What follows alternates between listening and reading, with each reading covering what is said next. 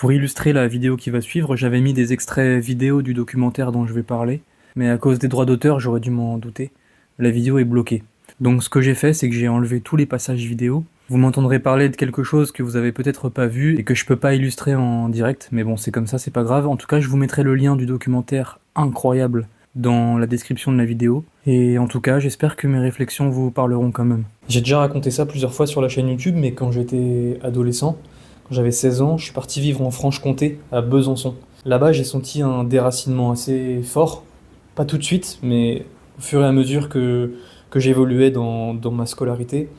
Je suis arrivé, j'étais en première, en classe de première. Et un jour, pendant un cours en salle informatique, je me souviens, je suis tombé sur YouTube sur plein de chansons. En fait, toutes ces chansons, c'était les vidéos de musique bretonne les plus vues sur YouTube, les premières qui étaient partagées. Il y avait Angela Duval, Caron Tesvro, il y avait Gilles Servat, il y avait les frères Morvan, les sœurs Goadec. Toute cette matière bretonne chantée, je la découvrais de plein fouet. Et puis j'ai surtout été bouleversé par un film. C'est un film que je me suis pris en pleine face la première fois que je l'ai vu et que j'ai continué à regarder tous les ans quasiment jusqu'à maintenant. Ça va faire 8 ans, peut-être 9 ans que je le regarde. Et chaque année que je le voyais, j'avais des nouvelles réalisations. Pourtant c'était le même film, c'était les mêmes plans, mais les mêmes images me faisaient réaliser des choses nouvelles chaque fois. Je trouve que ce film, c'est une œuvre d'art. C'est pas juste un film ou un documentaire, c'est une œuvre d'art pour moi. À lui seul, ce film cristallise énormément de mécanismes psychologiques, énormément d'histoires vis-à-vis de notre pays. Et pour les gens qui sont nés comme moi en 2000, ou peut-être un peu avant, peut-être un peu après, en fait, il y a des choses qui sont expliquées sur d'où on vient, en fin de compte. Quelle est l'histoire qui nous a précédés juste avant notre naissance, et quelle est l'histoire de nos grands-parents qui sont nés pendant la guerre, par exemple. Voilà, tout ça, c'est des choses, quand on voit le documentaire et qu'on est breton, ben, il y a des liens à faire avec nous-mêmes, avec nos grands-parents, c'est évident. Et moi, quand j'étais en Franche-Comté, loin de ma famille, loin de ma grand-mère, eh bien, les premières choses qui m'ont frappé, c'est que je retrouvais ma grand-mère dans certains personnages du film. Au tout début, on suit les frères Morvan qui doivent avoir, je pense, 40 ans, 50 ans à ce moment-là, et avec leur mère. Donc déjà, on entend le breton directement, première seconde, on entend du breton de la campagne, quoi, du centre Bretagne. C'est déjà un chant, c'est déjà une chanson avant même qu'ils se mettent à chanter. Et je me rappelle même ne pas me dire que c'était la langue de mes ancêtres. Déjà, j'avais 17 ans, je voyais le documentaire, et je me faisais à aucun moment la réflexion, tiens, c'est la langue que parlaient mes ancêtres.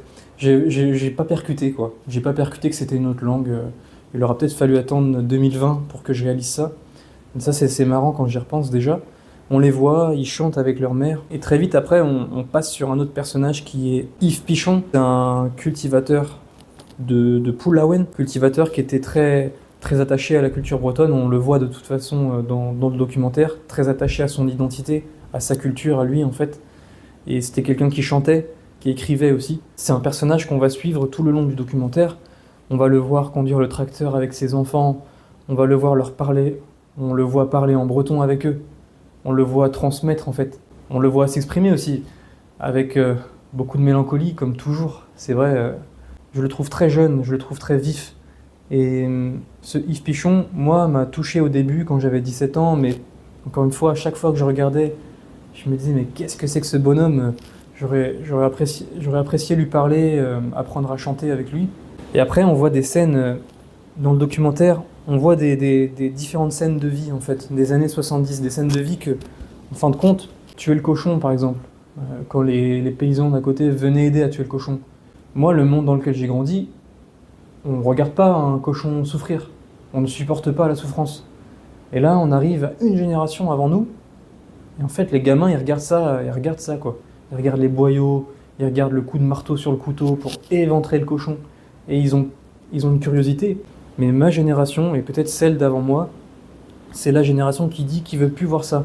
C'est la génération qui mange la viande seulement si elle est déjà coupée sous barquette.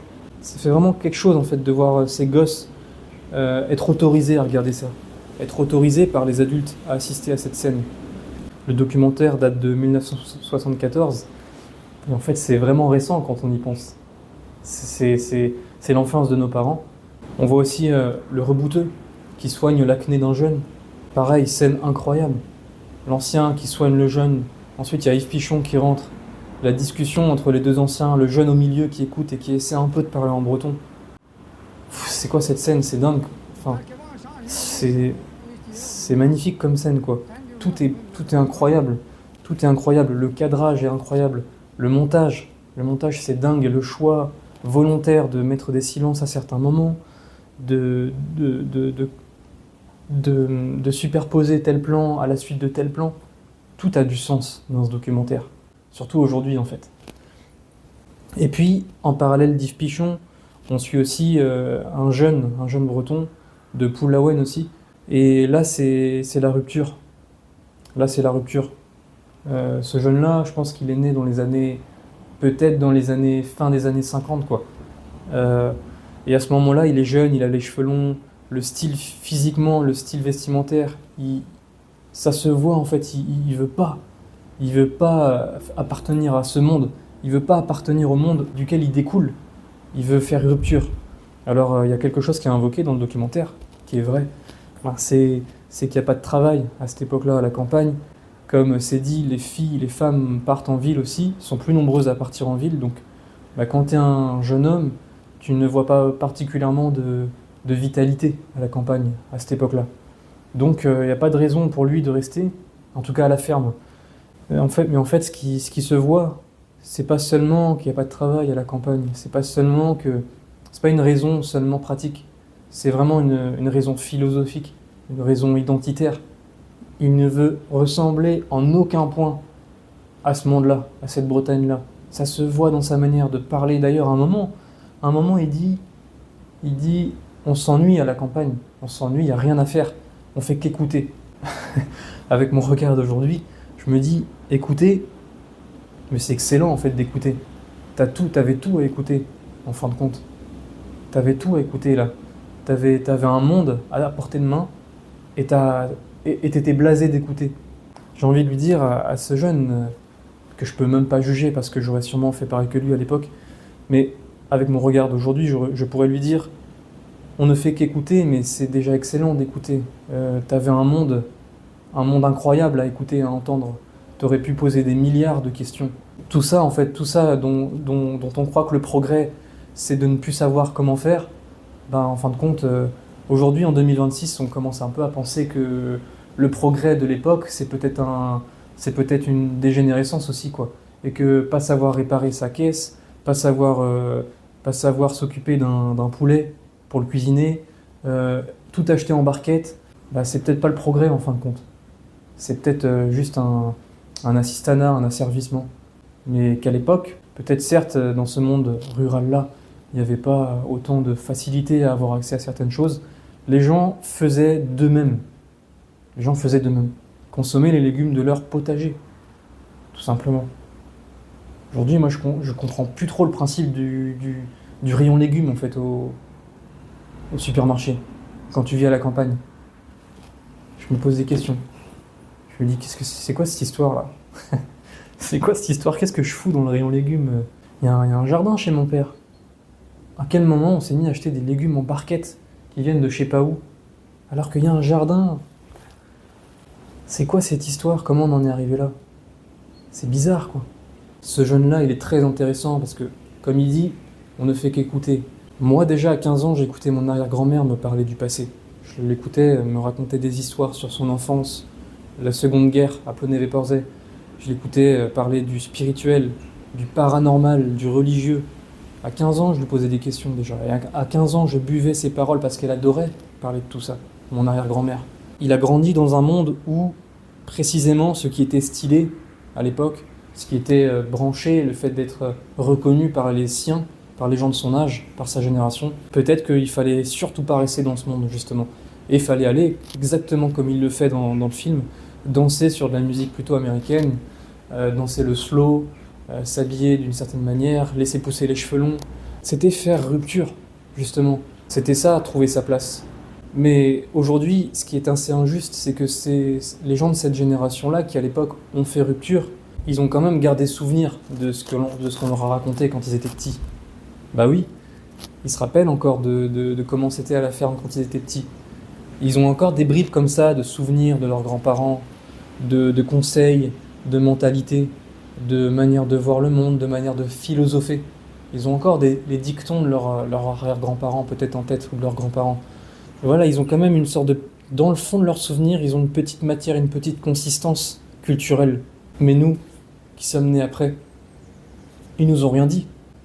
Ils nous ont pas transmis, nous. Nous, on est vierge totale. Coquille vide. Coquille vide. Notre culture, si c'est pas koh, si c'est pas YouTube, si c'est pas Booba Rof quand on est né en 95, bah en fait, derrière, avant nous, bah y a rien, en fait. Parce que nos grands-parents, ils nous ont... Et eux aussi, ont fini par penser que tout ce qu'ils savaient, tout ce qu'ils avaient de leurs parents, ça servait à rien, ça n'avait plus d'utilité aujourd'hui. D'ailleurs, c'est plutôt nous qui apprenons à nos grands-parents à utiliser Internet. Le rapport a changé, quoi. Mais du coup, ça fait quoi? Ça fait qu'on est vide, nous. On est vide. Et quand je vois ce gars, ce jeune qui aujourd'hui, il a peut-être 70, peut-être un peu moins, 65, quand je le vois, ça se voit qu'il est vide. Putain. Et après, c'est le documentaire aussi, c'est comment il est tourné, le documentaire. C'est magique, en fait.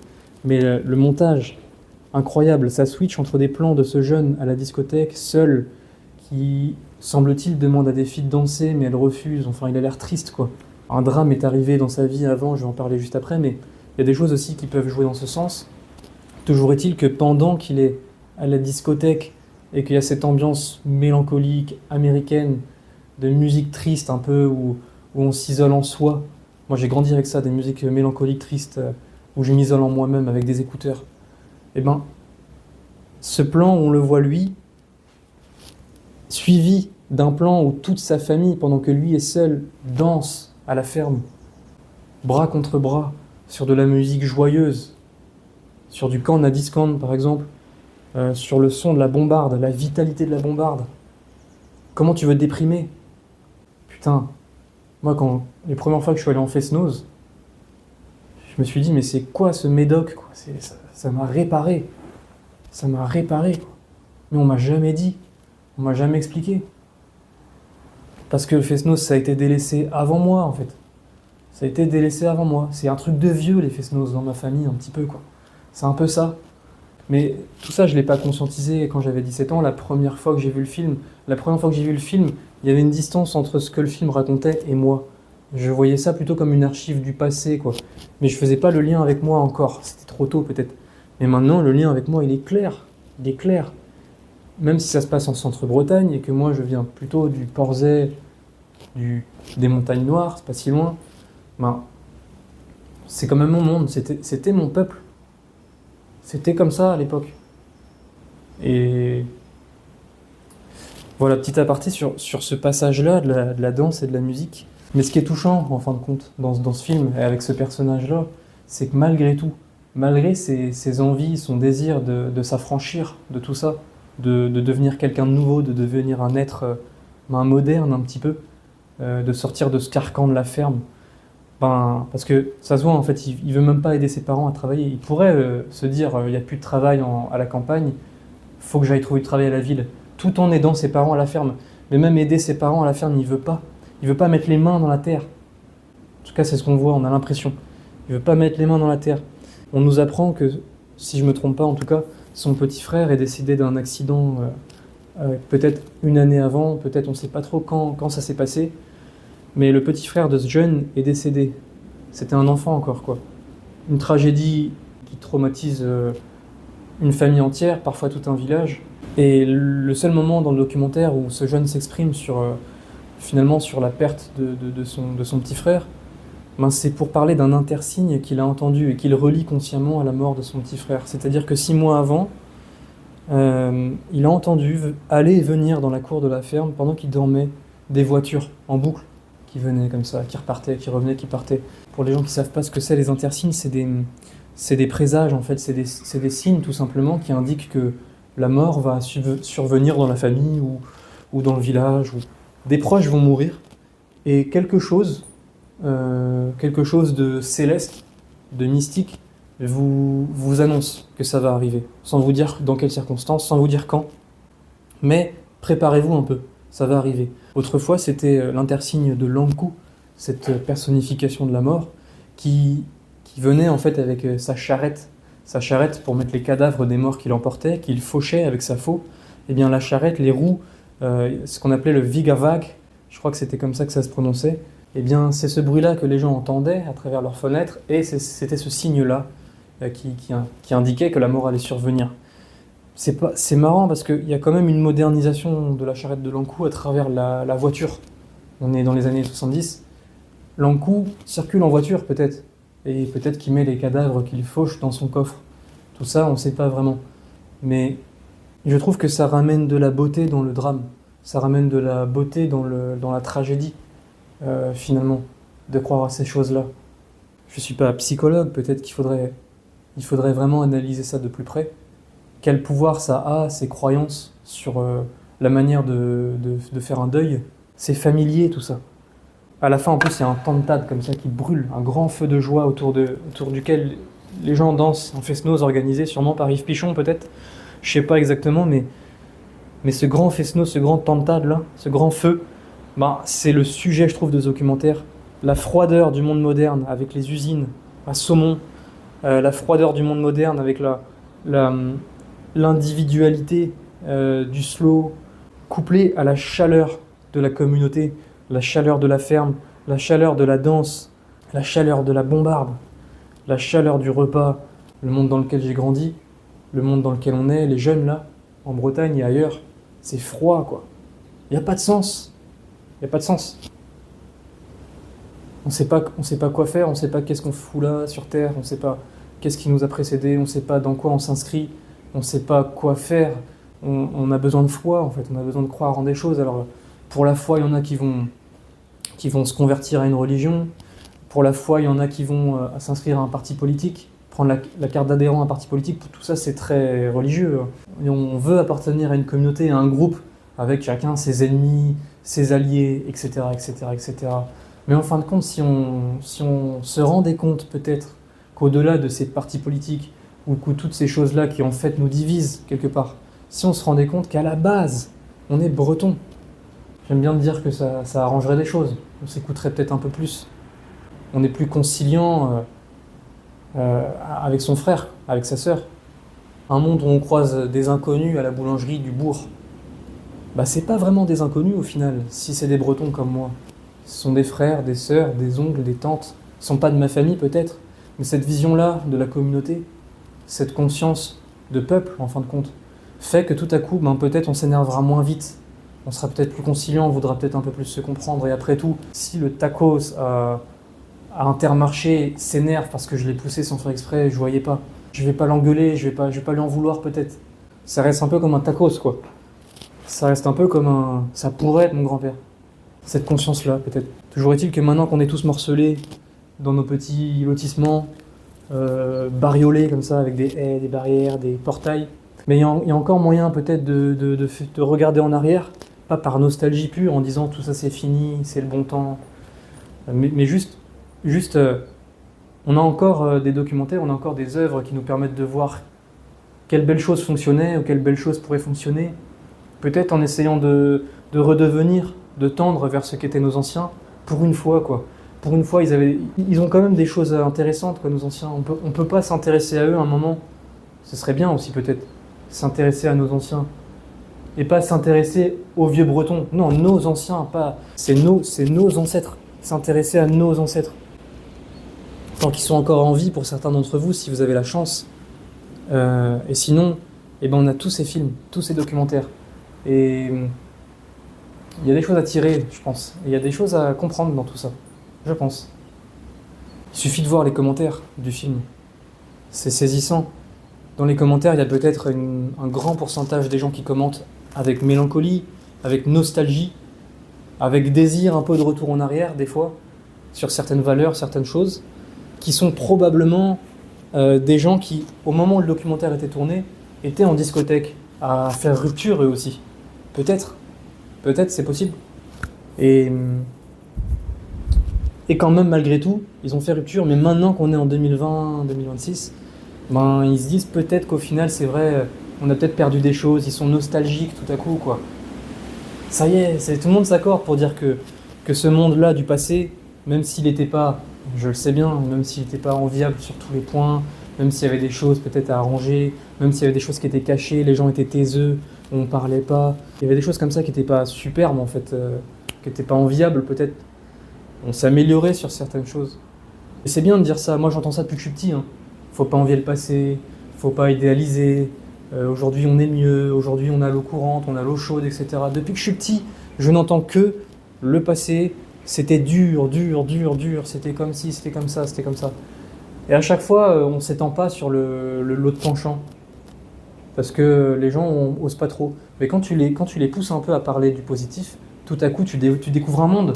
Tout à coup tu découvres, oh, on s'était chaleureux, les gens étaient gentils, on dansait, on chantait, il n'y avait pas tous les problèmes d'aujourd'hui, oh, les gens allaient de l'avant, il y avait un caractère, on était portés, voilà. Quand tu creuses, faut creuser pour arriver à là. Et tout à coup tu découvres toutes ces choses-là. Eh ben ça fait réfléchir, comme on dit. Si vous êtes bretonne et breton, ça vous appartient. Si vous êtes bretonne et breton, ce que raconte ce film, c'est vous. C'est pas... vous regardez pas... J'ai pas envie que vous pensiez que vous regardez un documentaire sur le passé ou un documentaire sur des gens. C'est pas des gens, c'est vous, quoi. C'est pas parce que la chaîne a été coupée que c'est fini. Vous faites partie de cette chaîne, c'est dans vos yeux, c'est dans votre visage, vos noms de famille, c'est dans votre accent, des fois même. C'est toujours votre histoire, et c'est encore récent, finalement. C'est encore tout récent, c'est tout neuf. Le seul truc qu'on a, nous, qui sommes nés en 95, 2000, 2006, c'est qu'on est nés juste après. On est nés sans connaître le monde d'avant. Quand le monde d'avant a été coupé presque, quand ils sont tous morts, on est nés. C'est tout. Mais c'est un peu ça, quoi.